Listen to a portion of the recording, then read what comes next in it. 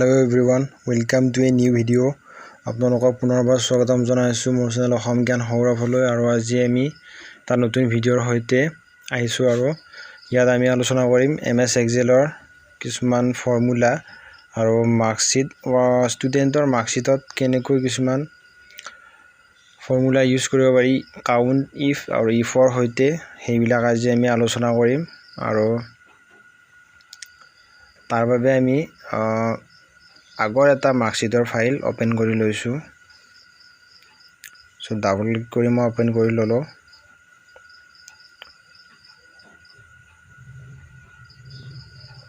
so এক্সেলত আপোনালোকে দেখিবলৈ পাইছে এটো এটা আগৰ মাৰ্কশিট আছিল বনোৱা সো তাত lookup method VLOOKUP method and HLOOKUP method use কৰি আগতে ভিডিও বিলাক বনোৱা হৈছিল সো আপোনালোকে আই বুটামত গৈ ভিডিও বিলাক চাই লব পাৰে So VLOOKUP method by HLOOKUP method কেনেকৈ মানে HLOOKUP methodত নামটো মই যদি চেঞ্জ কৰি দিও সো নামৰ ষ্টুডেন্ট জনে কিমান পাইছে সেই নাম্বাৰটো আই যায় সো যদি মানে বহুজন ষ্টুডেন্ট থাকে তেতিয়া মানে নাম্বাৰটো বিচৰাত সুবিধা হয় তাৰ কাৰণে HLOOKUP মেথডটো ইউজ কৰা হয় সো এনেদৰে আপোনালোকে আই বুটামত গৈ চাব পাৰে সো এতিয়া পলম নকৰি ভিডিওটো মেইন ভিডিওটো আৰম্ভ কৰোঁ সো আপোনালোকে যদি লক্ষ্য কৰিছে তেনেহলে দেখিবলৈ পাইছে যে ইয়াত পাৰ্সেন্টেজ অনুসৰি গ্ৰেডটো দিয়া আছে কিন্তু যদি 29 পাইছে কোনোবাই 23 পাইছে সেই মতে দিয়া নাই ইয়াত গ্ৰেডটো কিন্তু আসলতে এটো ষ্টুডেন্টজন ফেল হ'ব লাগিছিল কাৰণ 30 তল পাইছে কিন্তু ইয়াত গ্ৰেড বি বা গ্ৰেড A+ পাইছে বা বেছি গ্ৰেড পাইছে সো ইয়াত ফেল হ'ব লাগিছিল সো হেতু আজি আমি শিকিম যে কেনেকৈ এক্সাম স্ট্যাটাসটো ফেল বা পাস দেখুৱাব পাৰি এখন সাবজেক্টত যদি ফেল হয় মানে ফেল বুলি দেখুৱাব লাগিব সো তাৰ বাবে আমি এই কলমটো খালি কৰি ল'ব লাগিব গতিকে এটো আমি মুভ কৰিলো নেক্সট কলমলৈ সো এটো কলম খালি কৰি ললো সো ইয়াত আমি এক্সাম স্ট্যাটাসটো দিম পাস বা ফেল হেতু আমি দেখুৱাৰ বাবে সো এটো আমি অল বৰ্ডাৰ কৰি ললো তাৰ কাৰণে আমি অল বৰ্ডাৰ কৰি ললো এটো সো এতিয়া আমি ফৰ্মুলাটো এপ্লাই কৰিম ইয়াত সো ৰোল নম্বৰ 1 এ যেটো গোটেই এখন 30 ৰ ওপৰে পাইছে সো ইয়াত স্ট্যাটাসটো পাছে আহিব সো that আমি প্ৰথমতে দিব লাগিব ইকুৱেল তাৰ পিছত if সো if দিয়াৰ পিছত আমি এটা ফৰ্মুলা এপ্লাই কৰিব লাগিব count if যেটো আমি ইংলিশৰ পৰা হিষ্টৰী লৈকে গোটেইটা নম্বৰ হিসাব কৰি যাব লাগিব কোনটো মানে 30 ৰ তল বা 30 ৰ সমান হৈছে সো count if দি আমি দিব লাগিব 45 ৰ পৰা 62 লৈকে ৰেঞ্জটো সিলেক্ট কৰি ল'ব লাগিব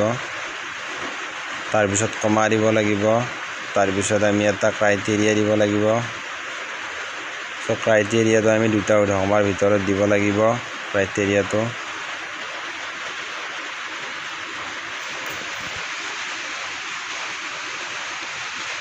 সো উদাহৰণৰ ভিতৰত আমি দিব লাগিব যে 30 ৰ তলত পালে ষ্টুডেন্টজন ফেল হ'ব so 30 greater than equal to 30 হলে ষ্টুডেন্টজন পাস হ'ব সো ইয়াত 6খন সাবজেক্ট আছে গতিকে আমি 6খনতে পাস হ'ব লাগিব বুলি দিব লাগিব গতিকে greater than equal 6 হ'ব অৰ্থাৎ 6খন সাবজেক্টতে 30 ৰ ওপৰ পালে ষ্টুডেন্টজন পাস বুলি দেখুৱাব আৰু আমি এটো কমা দিব লাগিব তাৰ পিছত আকৌ আমি ট্ৰু ভ্যালুটো লিখিব লাগিব মানে পাস হ'ব তাৰ পিছত উদাহৰণৰ ভিতৰত লিখিব লাগিব তাৰ পিছত কমা দিব লাগিব তাৰ পিছত ফলছ ভ্যালুটো লিখিব লাগিব দুটা উদাহৰণৰ ভিতৰত ফলছ বুলি ফেইল বুলি লিখিব লাগিব ফলছ ভ্যালুটো তো তাৰ পিছত ব্ৰ্যাকেটটো ক্লোজ কৰি দি এন্টাৰ কৰি দিলে আমাৰ ৰিজাল্টটো আহি যাব পাস বুলি আহি যাব সো এনেদৰে আমি এটা এক্সাম স্ট্যাটাসটো উলিয়াব পাৰো পাস বা ফেইল মানে সাবজেক্ট হিচাপত মানে সাবজেক্টটো পাস কৰিলে পাস হ'ব 6টা সাবজেক্ট এনেদৰে উলিয়াব পাৰোঁ আমি সো এতিয়া আমি তলৰ গোটেইকেইটাতে ফৰ্মুলাটো এপ্লাই কৰি দিম সো প্লাস চিনটো ধৰি ডাবল ক্লিক কৰি দিলে গোটেইকেইটা কলমতে আহি যাব সো এনেদৰে গোটেইকেইটা কলমতে আহি গৈছে ফৰ্মুলাটো এপ্লাই হৈ গৈছে গোটেইকেইটা কলমতে সো এনেদৰে আমি কৰিব পাৰোঁ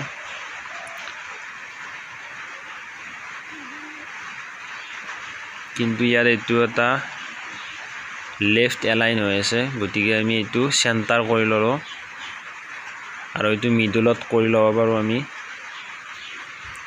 গতিকে এনেদৰে এটা এক্সাম ষ্টেটাছ পাস বা ফেইল ষ্টেটাছটো আমি দেখুৱাব পাৰোঁ কিন্তু যদি আমি চাওঁ ইয়াত আৰু এটা প্ৰবলেম হৈ আছে এইটো হ'ল ইয়াত গ্ৰেড 2 B+ দেখুৱাইছে কিন্তু ষ্টুডেণ্টছৰ আচলতে ফেইল হৈছে সো B+ অৰ্থাৎ এইটো ফুলকে দেখুৱাইছে গতিকে এইটো আমি মডিফাই কৰিব ল'ব লাগিব মানে যেটো ফেইল দেখুৱাইছে গতিকে ষ্টুডেণ্টজন ফেইল বুলি দেখুৱাব লাগিব সো তাৰ বাবে আমি ফৰ্মুলাটো এপ্লাই কৰিব লাগিব প্ৰথম ব্লকটোত ক্লিক কৰি আমি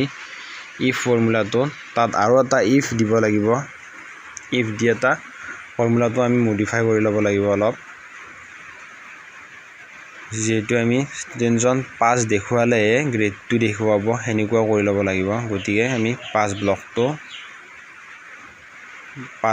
সিলেক্ট কৰি ললো সিলেক্ট কৰিলে আমি হেতু ব্লকত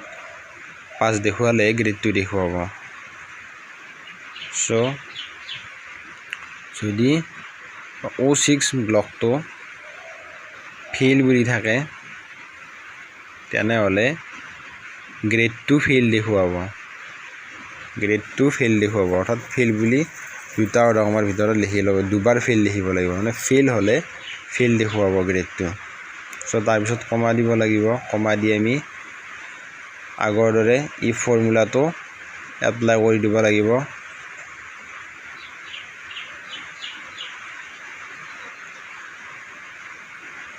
সো এনেদৰে আমি if ফৰ্মুলাটো আগৰ দৰে এপ্লাই কৰিব লাগিব